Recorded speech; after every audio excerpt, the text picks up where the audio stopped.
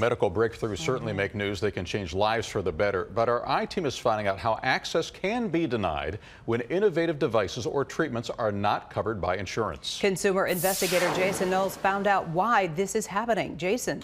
Well, it's because they could be considered experimental. That includes high-tech robotic arms like this one. A local woman reached out to the I-team when her insurance company said access denied to something she believes will change her life. Is your hand a luxury? If you lost it, would you want it back? Raquel Skaggs perseveres with partial limbs as a project engineer on a construction site. We're cutting the roadway out. She uses these prosthetic legs and one day hopes to have better function of her left arm. I would be able to come out here with my iPad or my laptop. The solution, according to her and her prosthetic practitioner, is this $90,000 high-tech mechanical arm. However, there's no way I could pay for it out of pocket. Her insurance provider, Blue Cross Blue Shield, is denying her coverage, saying it is experimental. And she says this other clamp-like device is what insurance reps said may get approved instead. I was born with amniotic band syndrome, and it just prevents growth.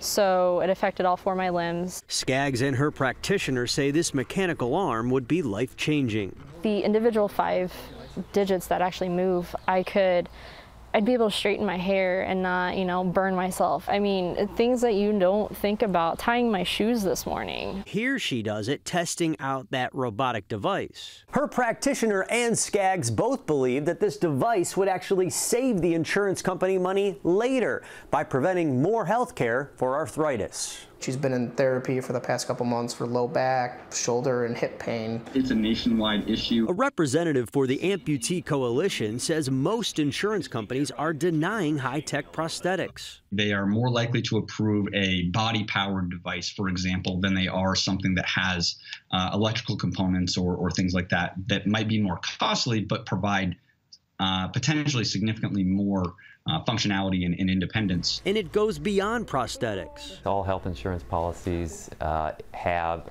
some type of limits. University of Illinois at Chicago public health expert Anthony Lasasso says whether it's a new procedure or piece of equipment, most carriers only cover the basics. And that tends to omit things that are considered experimental or investigational. As for Skaggs' dispute, Blue Cross Blue Shield said in a statement, a prosthesis with individually powered digits, including but not limited to a partial hand prosthesis, is considered experimental, investigational, and/or unproven.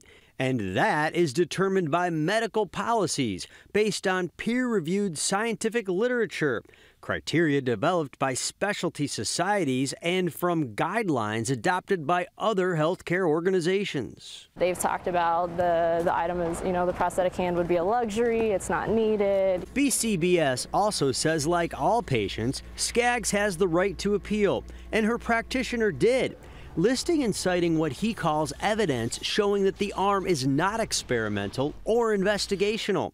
Also saying multi-articulating digit prosthetic hands have been an established technology since 2007. The Illinois Department of Insurance has upheld the insurance company's denial. Just take one hand and tie it behind your back for an entire day. You would see the difficulties and maybe rethink the approval process.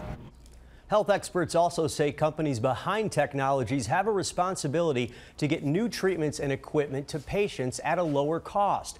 That's because once they're documented as being used, they may not be considered experimental.